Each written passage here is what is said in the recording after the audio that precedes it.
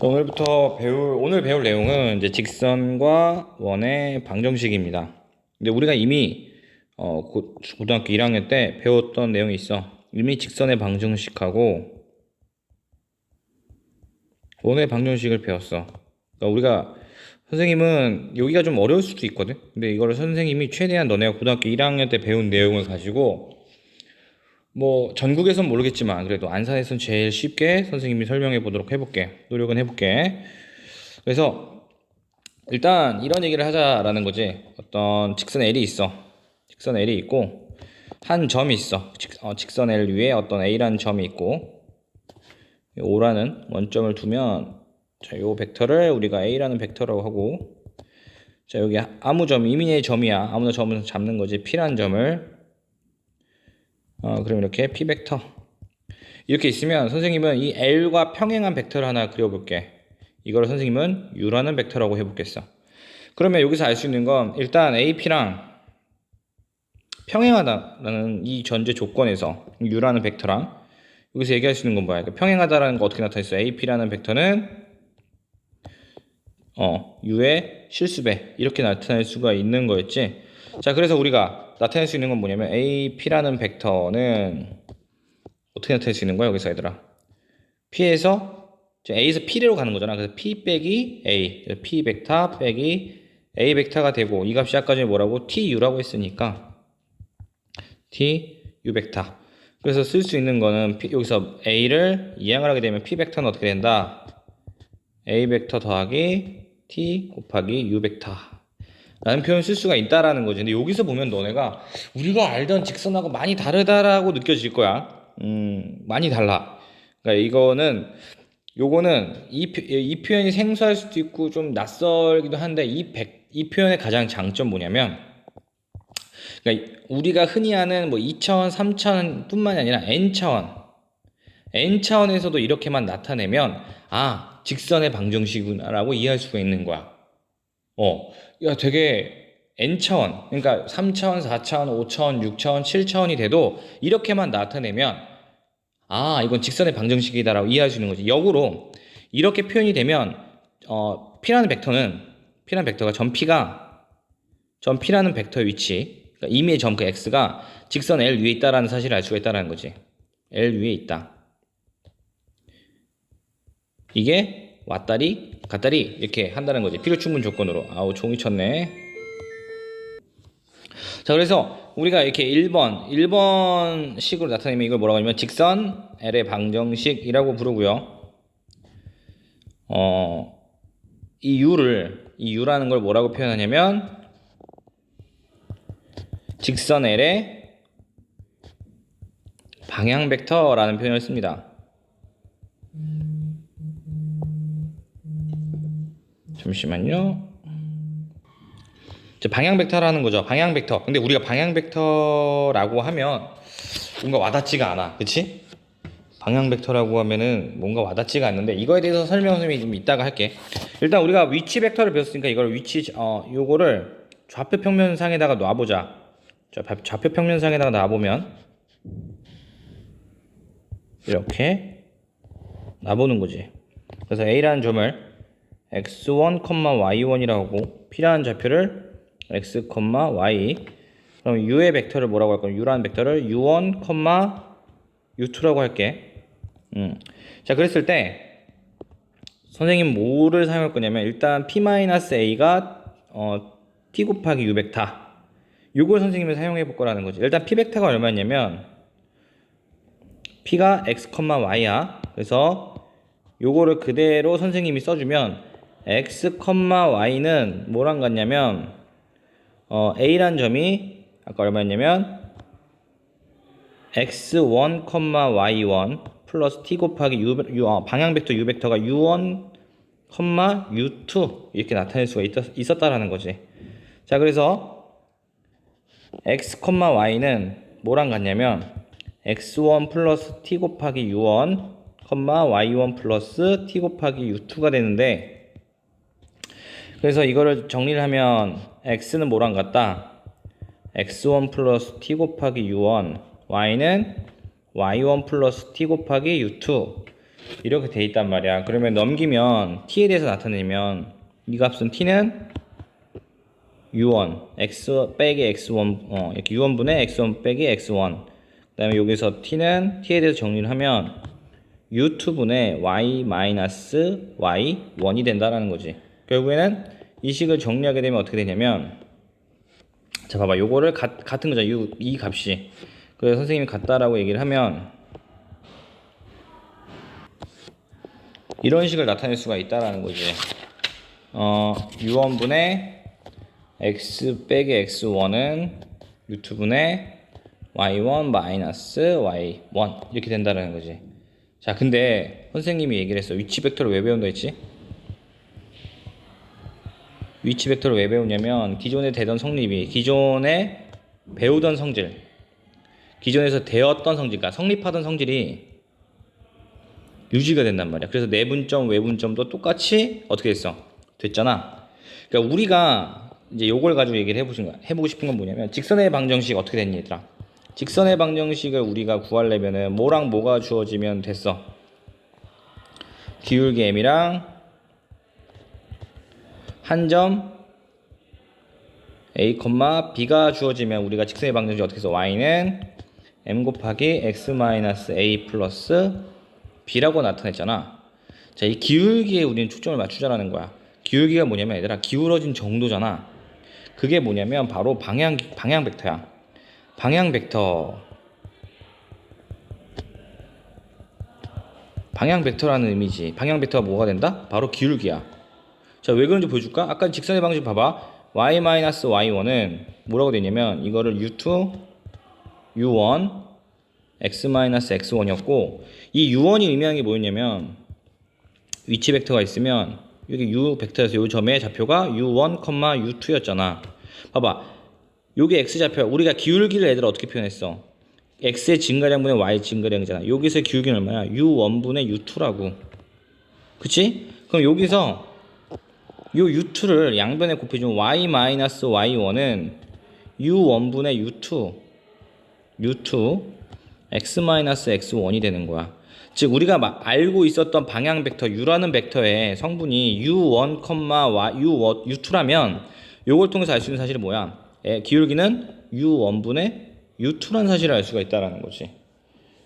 이게 되게 사실은 그러니까 우리가 새로 배우는 개념이 아니라 결과론적으로 우리가 평면에서 배웠던 기울어진 정도를 가지고 방향 벡터를 다 나타낼 수가 있다라는 거구나. 좀 이렇게 생각할 수 있지. y는 예를 들어 뭐 2분의 3x야. 그럼 요거에서 통해서 우리가 방향 벡터 어떻게 나타낼 수 있냐면 2,3이라는 것이. u의 벡터가. 예를 들어 뭐 y는 뭐 마이너스 x인 경우에는 어떻게 되겠어? u라는 벡터는 뭐 1, 마이너스 1일 수도 있고 아니면 뭐 마이너스 1,1이 될 수 있겠지. 왜냐면 마이너스 1이라는 건 1분의 1이니까. 어디다 두어도 상관이 없으니까. 방향 벡터. 그러니까 방향 벡터는 유일하게 정해지진 않아. 그치? 방향이 일정하게 정해지는 거 아니야. 왜냐면 여기서 만약에 이렇게 나타낼 수 있으니까 2, 마이너스 2라고 나타낼 수도 있는 거니까 얼마든지. 유일하게 정해지진 않지만 우리가 기울기의 의미가 결과론적으로 그게 뭐랑 연결이 된다. 벡터에서는 바로 방향 벡터랑 연결이 된다는 거죠. 이거 되게 중요한 개념이야, 얘들아. 이걸 가지고 선생님이 문제를 풀 건데 난 교과서에서 어떻게 푸는지도 모르고 기존에서 어떻게 풀었는지도 잘 몰라. 그래서 중요한 건 뭐냐면 선생님 식대로 갈게. 너네가 배웠던 거를 최대한 이용하려고. 자, 볼게. 자, 문제 1번을 볼게요. 점 마이너스 2,5를 지나고 자, 볼게. 점 마이너스 2,5를 지나고 벡터 u 방향 벡터의 평행한 직선이래. 그러니까 우리가 여기서 알 수 있는 거야. 이런 문제로 바꿔볼게. 선생님이 고등학교 1학년 때 배웠던 문제로 중학교 2학년 때 배운 문제로 한 점이 주어지고 마이너스 2,5가 주어져 있고 기울기가 예를 들어 마이너스 3분의 4인 우리 직선의 방정식 거리. 그럼 우리 어떻게 구했어? y는 마이너스 3분의 4 x 플러스 2 플러스 5 요거 하면 되잖아. 요겁니다. 이게 정답이에요. 문제 1번의 정답. 왜 그러냐면 선생님이 다시 얘기를 해보자면 방향 벡터가 지금 얼마라고 되어 있냐면 2차원에서만 가능한 얘기긴 해. 그러니까 2차원에서 가능한 얘기인데 마이너스 3,4라는 건 u라는 벡터가 마이너스 3,4라는 이 마이너스 3이 의미하는 건 뭐 x의 증가량이거든 사실은. u1 벡터라는 게. 왜냐면은 u1이라는 벡터가 여기 있으면 여기 u1, u2라고 한다면 여기가 원점이잖아. u1 빼기 0이라는 게 뭐야? 바로 u1인데 이게 바로 x의 증가량 아니야. 그치? u1분의 u2는 x의 증가량분의 y의 증가량이기 때문에 이게 기울기라고. 선생님 굳이 그러면은 기울기라고 표현을 하지 왜 방향 벡터라고 표현을 하냐라고 물어본다면 당연히 이 이유 때문에 그래요. 만약에 3차 예를 들어 3차 혹은 뭐 4차 공간에서 n차원 공간, 우리는 솔직히 말하면 수학에서는 더 이상 2차원 3차원은 사실 별로 궁금하지가 않아. 뭐 거의 다 증명이 다 됐고 별로 궁금하지가 않단 말이야. 우리가 실제로 궁금한 건 4차원, 5차원, n차원 공간에서 어떻게 표현되고 어떻게 사용될 거냐가 그게 더 궁금한 거지. 그러니까 어떻게 표현되냐면 예를 들어 뭐 5차원이라 그러면 u1, x u2분의 y 뭐 u3 이렇게 z라면은 차원이 몇 차로 늘어나도 이게 방향 벡터만 알면 이 직선의 방정식이 다 우리가 구현할 수가 있다라는 굉장히 강한 장점이 있다라는 거야. 그래서 이제 이따가 나중에 또 선생님이 이 얘기를 하겠지만 너네가 새로 배우는 공식이 있어. 그걸 가지고 그러니까 만약에 기하만 들은 친구와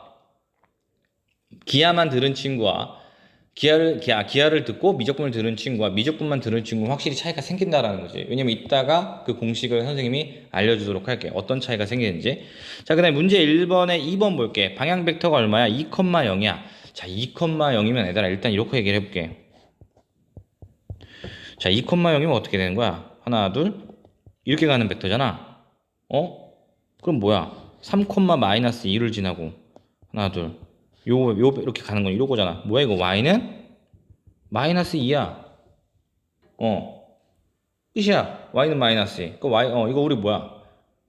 그냥 직선 상수함수처럼 이렇게 되는 거지. 자, 문제 2번 볼게. 문제 2번 두 점을 지난 직선의 방정식을 구하래. 나는 어떻게 구하는지 모르겠지만 우리 중학교 2학년 때 두 점이 주어져 있어. x1, y1이 있고 x2, y2가 있어. 선생님 중학교 전 2학년 때부터 수학을 포기한 그런 친구가 기하를 듣진 않기 설마. 자, 우리가 요거 기울기 어떻게 구하니?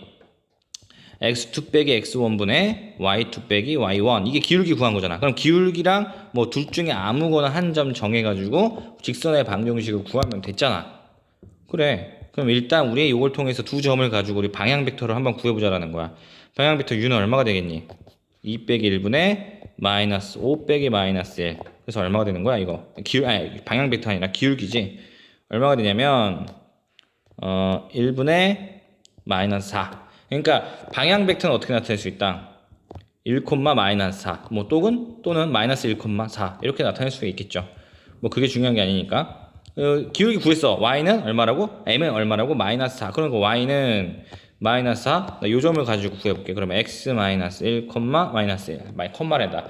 마이너스 1. 그래서 이걸 얼마로 쓸 수 있냐면 y 플러스 1은 너네가 원하는 식으로 직선의 방정식으로 해주면 벡터에서 이렇게 나타내면 된다라는 거지. 훨씬 빠르게 구할 수 있지 않냐 얘들아? 그러니까 솔직히 벡터의 내적이라는 연산만 새로 배웠지 지금 2단원에서 너네가 새로 배운 개념은 딱 두 가지야. 벡터라는 거에 대해서 그 다음에 내적이라는 연산에 대해서 그것만 빼면 나머지 그동안 가지고 그걸 다 벡터로 표현하는 과정이기 때문에 새로울 게 전혀 없어. 자, 요걸 가지고 두 점이 주어져서 그럼 뭐 구해야 돼? 기울기 구하자라는 거지. 그러면 3 빼기 얼마? 마이너스 4. 그 다음에 마이너스 5 빼기 얼마? 2니까 이거 7분의 마이너스 7. 마이너스 1이네. 기울기가 마이너스 1이니까 y는 마이너스 x 플러스 4. 요 점을 한 점을 잡을 거야. 그래서 플러스 2. 그러니까 이거 넘겨주면 y 마이너스 2는 이렇게 써도 상관없겠네. 네, 직선의 방정식 구했어요. 벡터를 이용해서. 근데 말이 벡터를 이용하는 거지 이미 위치 벡터가 들어가 있으면 얘들아. 그러니까 평면에서의 위치 벡터면 어차피 똑같은 거야. 전혀 새로울 게 없어. 문제 전에 수능 문제 푸는데도 전혀 지지 않고 3차원 공간에서가 문제고 실제로 그래서 수능에서는 평면 벡터 문제는 잘 안 나옵니다. 3차원 공간에서의 공간 직선의 방정식이 나오지 주로. 자, 문제 2번. 그래서 쉽게 끝났고. 그치? 끝났고. 그러면은 이제 선생님하고 뭘 구해볼 거냐면 우리가 왜 배울 거라는 거야. 왜 배울까? 이걸 그래서 왜 배운대요, 선생님? 벡터를 이용해가지고 직선의 방정식을 나타내서 무슨 장점이 있는데요? 라고 물어본다면 이런 장점이 있다고 선생님은 말하고 싶어. 어떤 장점이면 제일 큰 너네가 미적분을 배우면 이런 공식을 배워. 탄젠트 알파 마이너스 베타라는 공식은 1 플러스 탄젠트 알파 곱하기 탄젠트 베타분의 탄젠트 알파 마이너스 탄젠트 베타. 자, 이 말은 어디서 나온 거냐면, 자, 이 말이 어떻게 주로 쓰이냐면, 탄젠트 알파라는 게 결과론적으로 말하면, 이 직선이거든? 두 직선이 있어. 요거의 기울기는 결국에 여기 알파라고 하고, 여기를 베타라고 한다면, 요 두 사이, 직선이 이루는 사이의 각을 구할 때 구하는 공식이야. 근데 사실은 우리가 구할 필요가 없어. 물론 외우고 있으면 좋지만, 솔직히 선생님도 잘 까먹은 공식 중에 하나인데, 근데 기하를 배운 친구들은 적어도 벡터의 내분을 내적을 배운 친구들이라면 이걸 할 필요가 없다는 거. 왜? 기울기랑 방향 벡터랑 그냥 거의 같은 의미야. 한 의미란 말이야. 방향 벡터라는 의미랑. 그러면 두 벡터, 그러니까 어떤 주 직선의 기울기라는 건 결국엔 방향 벡터고, 두 방향 벡터를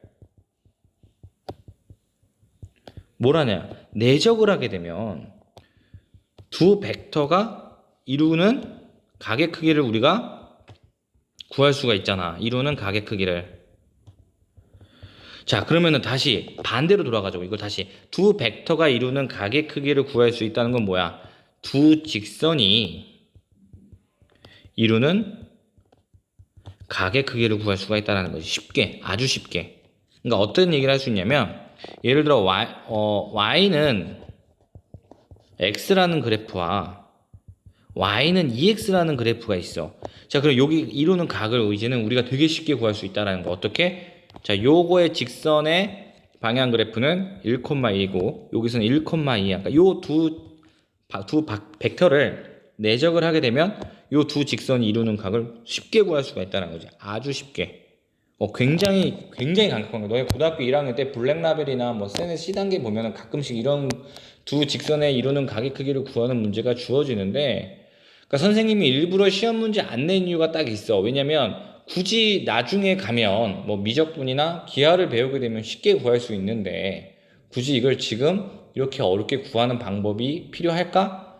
라는 생각 때문에 굳이 안 냈는데, 이제는 내볼 수 있겠죠. 너무 좋아하는 문제의 유형이니까. 예제 1번을 볼게. 자, 요걸 통해서 우리가 알 수 있는 거, 방향 벡터를 찾아보자. 여기서 방향 벡터는 얼마가 되는 거야? 1,2잖아. 예를 들어 다시 표현할게. u1분의 x-x1분의 u2분의 y1-y1 이거니까 1,2고 그 다음에 여기선 3,1이겠네. 두 값을 내적하면 뭐가 되는 거야? 요거의 크기 루트 5 곱하기 요거는 루트 10. 그 다음에 두 직선을 이루는 각 코사인 세타. 이렇게 하면 돼요. 요거 내적을 해볼게. 그럼 얼마가 되냐면 3 플러스 2 약분하면 루트 5 곱하기 루트 10. 이게 코사인 세타가 된다라는 거지. 이거 얼마가 되냐면 5 루트 2 값은 5가 되니까 약분해서 루트 2분을 되네요. 그래서 세타가 얼마가 되냐면 45도가 된다라는 슬픈 사실. 자, 그래서 세타는 4분의 파이 이렇게 됩니다.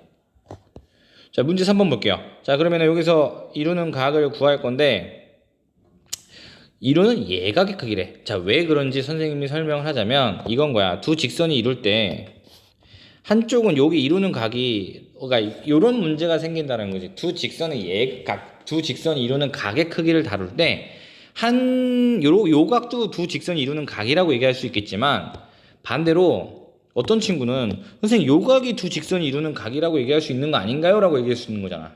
얼마든지. 솔직히 우기면 말이네.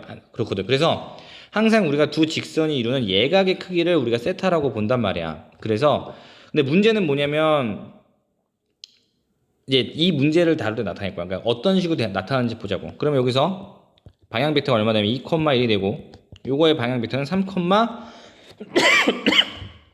이건 11이 아니라 이거 나타내면 다시 한번 마이너스 11분의 y 마이너스 7이잖아. 그래서 마이너스 11이란 말이야. 요 두 벡터를 방향 벡터 이거이기 때문에 내적을 해보면 6 마이너스 11은 루트 5 곱하기 루트 130. 이거 하면은 크기는 130이야.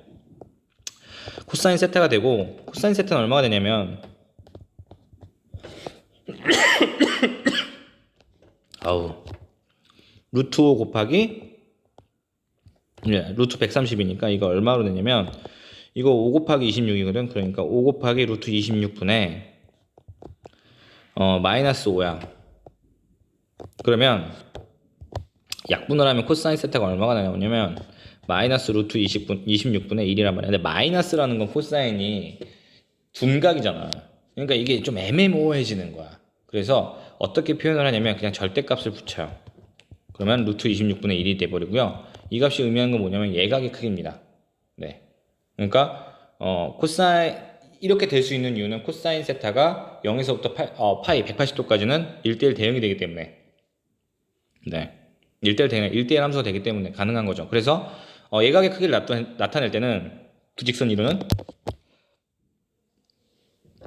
이런 식으로 절대값을 붙인다는 거 잊지 않으셨으면 좋겠습니다. 그래서 문제 4번 볼게요. 두 직선이 이루는 각의 크기를 구하래요. 자, 일단 방향 벡터부터 찾아야겠죠. 여기서 방향 벡터 얼마입니까? 마이너스 5,4. 여기서는 5, 마이너스 4가 되겠네요. 자, 둘이 코사인 세타 바로 쓸게요. 코사인 세타는 둘이 내적을 해야 되고 각각의 크기가 루트 25 플러스 16이니까 41 루트 41 얼마가 되냐면 마이너스 25분의 마이너스 25 마이너스 16 마이너스 41이고 요 값은 41 마이너스 41이네요. 그러니까 이게 마이너스 1이네요. 근데 우리 절대값 붙이라고 했잖아요. 그러니까 1이 되는 거죠. 코사인 세타가 얘들아 1이 된다려면은 1이 되려면 세타가 얼마가 돼야 되냐면 0이 돼야 됩니다. 그쵸? 네, 두 번째 문제. 일단은 요 방향 벡터 찾으면 2, 마이너스 3이고요. 여기서는 3, 2입니다. 둘이 내적을 하면 얼마가 되냐면 6 마이너스 6 0이네요. 얘들아 코사인 세타가 이미 이거 둘이 내적했는데 0이 됐잖아. 어떤 두 벡터가 내적했는데 0이 되려면 얘들아 이 값은 절대값 A 절대값 B 코사인 세타가 0이다라는 건 코사인 세타가 얼마가 된다는 얘기 결과적으로 0이니까 자 코사인 세타가 0이 되려면 세타가 얼마가 된다? 그렇죠. 90도가 돼야 된다. 세타는 그래서 2분의 파이가 돼야 된다라는 사실이죠. 자 그래서 우리가 이제 다음 시간 이제 이번에 22분이구나. 그러면 일단 이번 시간은 여기서 잠깐 끊어칠까요? 아니요. 법선 벡터라는 개념만 조금만 배우고 일단은 끊을게요. 끊을게. 저장 하나무로 하고 자 법선 벡터라는 걸 배울 텐데 법선 벡터라는 건 뭐냐면 이겁니다. 그러니까 어떤 직선이 있잖아요. 이게 직선이 이 L이라는 직선이 있고 A라는 점 A가 있고 여기 P라는 점 이미지점 P를 잡고 있으면 여기 O라는 점 요거에 수직하는 L에 수직하는 벡터 이 수직하는 벡터를 뭐라고 합니까? 여기서는 뭐 L과 평행한 벡터를 뭐 U라고 한다면 U하고 이 벡터를 N이라고 지칭을 하면 N이 이렇게 수직을 하잖아요. 이 N이라는 벡터를 우리가 뭐라고 부르냐면 법선 벡터라고 배웁니다. 법선 벡터요. 그럼 법선 벡터를 왜 배우는지까지만 선생님이 설명을 하고 다음 시간부터는 이제 법선 벡터에서 배울 건데 법선 벡터는 굉장히 중요한 개념입니다. 사실은 언제 2차원에서는 사실 필요가 없어요. 네, 법선 벡터는 2차원에서는 과해요. 왜 그러냐면 어떤 직선 평면상에서 어떤 곡선이 주어지면 솔직히 그 점에서 우리가 미분을 배우잖아. 미분 계수가 결국은 뭐야? 미분 계수란 거랑 뭐랑 같았어? 접선의 기울기랑 같았잖아. 그러니까 이게 되게 웃긴 게 뭐냐면 평면에서는 그 직선의 기울기만 알면 어떤 물체의 특징을 다 나타낼 수가 있어. 어떤 증가 감소 상태도 알 수 있고 다 알 수 있다면 특징을 다 알아낼 수가 있어. 이 기울기만 가지고. 근데 이게 3차원으로 가게 되면 문제가 생겨. 3차원에서는 평면이 이렇게 물결치는 평면이 있다고 치자. 여기서 한 직선이 있다고 쳐. 그러니까 이 점에서 생각을 해보자고. 그러니까 너네가 이게 수학은 점으로 생각을 한단 말이야. 그러니까 이 점에서 보면 직선으로 그러니까 기울기를 생각해 보면 아무 정보를 줄 수가 없어. 그러니까 요 점에서만 보면 요 점은 뭐 내려가고 요 점에서 올라가는 것도 보이지만 반대로 요쪽 방향으로는 또 직선이거든. 정보를 공간이란 3차원 공간부터는 직선이 아무런 정보를 못 줘. 정보가 너무 제한적이야. 직선 정보가 너무 제한적이라는 거지. 몰라. 그 특징을 나타낼 수가 전혀 없어. 그러니까 많이 못 줘. 그래서 정보가 부족하니까 이제 수학한 사람들이 고민을 한 거야. 어떻게 하면 3차원 공간부터는 이러한 면이 주어져 있을 때 이 친구의 특징을 나타낼 수 있는 게 뭐가 없을까 생각해 보니까 그래서 사실 거기서부터 이제 벡터라는 개념이 발견되기 만들어지기 시작한 거고 그 벡터를 봤을 때 이 면이 주어져 있을 때 잘 그리지 않니? 어떤 그 한 점에서 보면 이 법선 벡터를 모아 놓으니까 그 평면의 특징이 나타나더라는 거야. 그러니까 그 점에서 그 평면에 수직하는 벡터들을 모아놨더니 법선 벡터들을 모아놨더니 그 면의 그러니까 특징에 대한 정보를 다 주더라는 거야. 거의 다. 그래서 우리가 법선 벡터를 되게 중요한 개념으로 써요. 특히 3차원 공간부터는. 3차원 공간부터는 방향 벡터는 거의 중요하지가 않아요. 줄 수 있는 정보가 거의 없거든. 직선의 방정식 아닌 이상. 그러니까 그래서 법선 벡터를 배운다는 거지. 그래서 우리가 법선 벡터를 다음 시간에 한번 배워보도록 할 거고 일단 이번 시간 여기까지 할게. 문제 풀기 다음 시간에 법선 벡터 문제를 한번 풀어보도록 할게. 여기까지 할게.